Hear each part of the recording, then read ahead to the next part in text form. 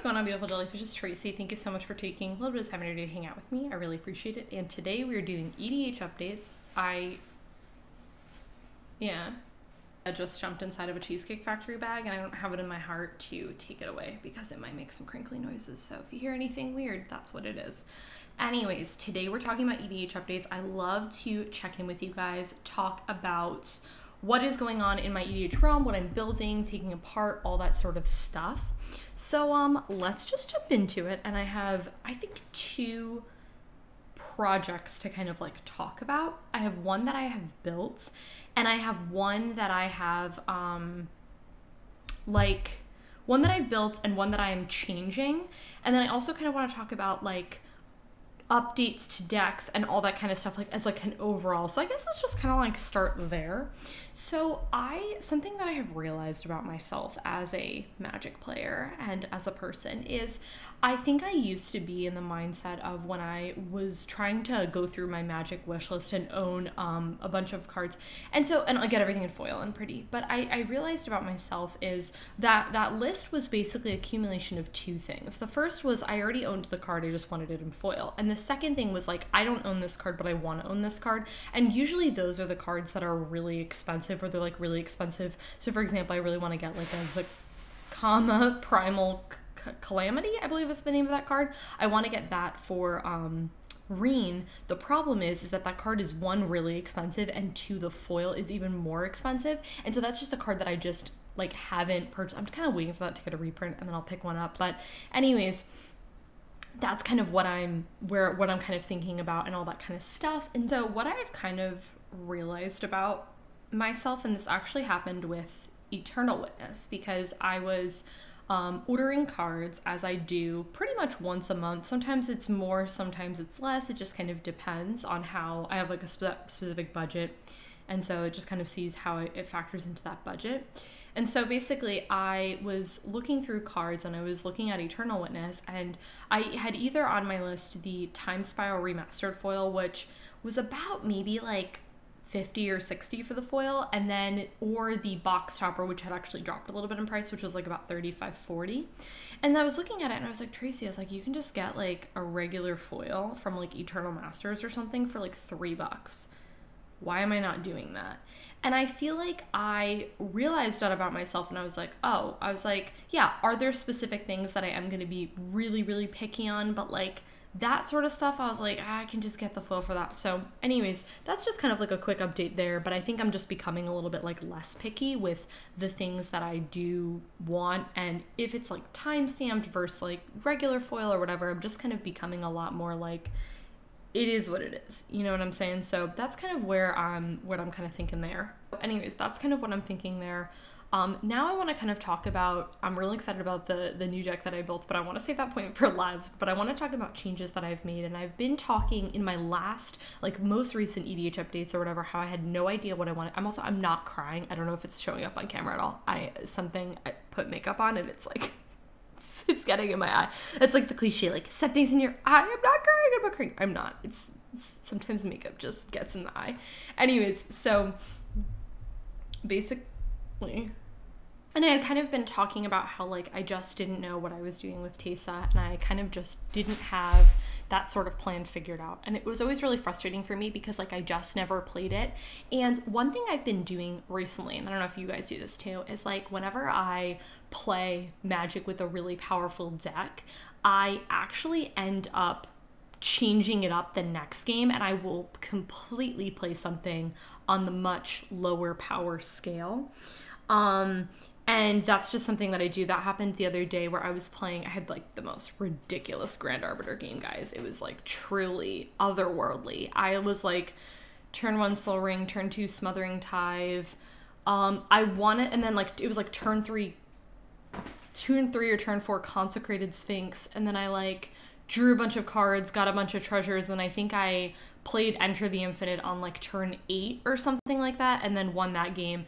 And so anyways, that was pretty wild. That does not happen all the time. Let's just like be very real. But anyways, that was fun. So did that, and then I changed gears completely, and then I was like, okay, cool, I'm gonna play my least powerful deck, which was Mucus, which by the way, I've also been having a lot of love for that deck recently. I've been getting quite a bit of cards for that deck, and on top of that, I've also been thinking through how I can make that deck a little bit better. It's still not gonna be, that deck is gonna have that cap, that limit. I'm not trying to go over that.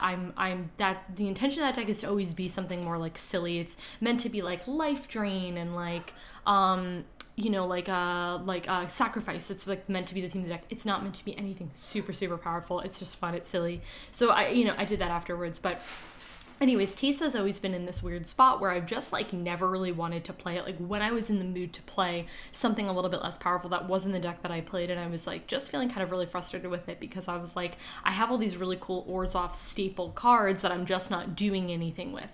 And I had been talking for such a long time about building Queen Marchesa, and I will finally state that that is officially happening, and I'm so excited. So what I'm going to do is I'm going to take a lot of those key Orzhov pieces that I have like laying around in Teysa, and I'm going to transition those over into Queen Marchesa. Now, this deck, let me just tell you right now, this deck is going to be kind of silly. It's going to be kind of themed like Ladies is, where it's going to be a like royalty sovereign theme. It's not going to be ridiculous or anything like that. It's still going to be good. Like I'm going to run a ton of board wipes and removal because I can. But I'll give you an example here. Is I'm going to run the card Murder, and I'll show a picture of the art that I'm thinking of. But there is this art of that style where it's like this person is like in like a they're on like a throne and they have like a javelin through them. Like, is this card objectively the best removal card? No, but it aesthetically fits because it's a royalty themed card. You get what I'm saying? So yes, will I be sacrificing power level for flavor? Absolutely. Do I care? Absolutely not. I do that in Ladies. There are cards that I could run that are better in 5 color, but they're not a lady, so I'm not running it. You get what I'm saying? So you're allowed to have those sorts of things. You know, I don't think everything has to be like, I have at this point, I have these more powerful decks. Like Grand Arbiter is up there. Case in point, as I just told you guys, I went on like turn 8 or something dumb like that. And this other powerful deck that I'm going to talk to you guys about in a second. So anyways, yeah, that's where I'm at with Queen Marchesa. Let me know if there's any like fun royalty themed cards that you know, you want me to run or whatever. I will say I'm not building that like, I don't want to say I'm not going to build that anytime soon. I want to go through my wish list and get a lot of the cards, because what I'm probably planning on doing is like placing an order and ordering the majority of the cards, the rest of the things that I need. I also too, like, I don't have a deck, like, oh no, sorry, I will have a deck box because I'll have my leftover one from Teysa, so never mind, that solves that problem. So it's not a let's do this immediately. I want to go through and like get down a lot of my wish list, which kind of goes into the point that I said earlier where I'm becoming less picky and I'll buy cards that are, you know, a little bit cheaper and stuff like that. So that is the exciting news on that front. But I'm really trying to, like, this year, I'm really trying to like truck along, get a lot of these like more inexpensive cards so that I can just like, you know, move through that list and just make it a lot, you know, shorter and stuff. So that is that. But now it's time for, in my opinion, the most exciting part of this video, which is the newest commander deck that I bought. And I regret to inform you that it's going to be hard for me to say the commander's name. So I'm going to try, and I'm going to need one of you out there to tell me that I'm wrong in a respectful way. Don't feel like mean about it. But we have IEC. Okay. So, or Icy, whatever. Tell me how to say it. Okay. This deck is ridiculous and I love it. One thing I think has been so cool about playing Magic all these years, I mean, I've been playing Magic for over 10, but what I actually did with this deck is I was looking through my box. Paul and I have this box, which I did in my Magic storage and collection, and I basically like looked and I found a bunch of these green blue cards, and I was like, well, Tracy, you love this color combination. Why don't you have just a straight green blue deck? Because I have Tassiger, which has green blue in it, and I have Riku that has green blue in it. I love this color combination. And then like Ladies too, but Ladies is 5 colors, so I don't know if that really counts.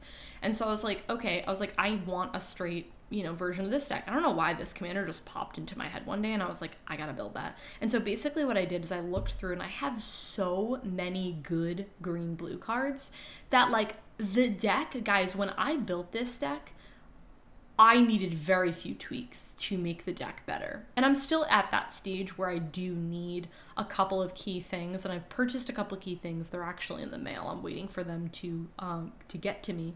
I purchased a couple of things that I really needed, like a Cultivator Colossus, because that card is absolutely ridiculous. Did you know about this card? Because like late to the bandwagon, I did not know this card existed until much later in my Magic career, which needed to know about this card sooner because this card is busted. But anyways, so I bought a couple of key pieces, but right from the get-go, like this deck was so incredibly good. Like I'm gonna film this deck tech. It's gonna be up in a couple months for you guys, and I think you guys are just gonna love it. It's basically just mana acceleration, and whenever you mana accelerate in the deck, you get to draw a card. So like I am not kidding you, where I have turns where I play like 5 lands and then I just draw 5 cards. And that's not even all in addition to the things that I'm doing with my mana. So I'm also just drawing more cards with all my other things. Like it is absolutely busted. I love this deck. It is so powerful. I will say it does dirt a lot. So I need to actually like throw in a win condition. You might probably just be like, well, Tracy, you're drawing a bunch of cards. Why don't you run, you know, your infinite combos or whatever. And the thing is, I didn't want to do that in this deck because I do that in Grand Arbiter. Like I have the infinite combo in Grand Arbiter, and like that's how I win. And so with this deck, I was like, I want to punch people with creatures. So I need a little bit more of that like oomph to kind of make it better, i.e. like Cultivator Colossus. I also bought like a Multani for the deck because I wanted something that helped me with lands, but also was a big creature with like trample. I was like, I could have a big creature, but if it doesn't have trample, I was like, I need to have just something with that, you know? And so it's so cool. Like I said, I think you guys are gonna really enjoy it. Also too, I will say about this deck is I'll probably film this in the summer. It's not something that I'm gonna film anytime soon, but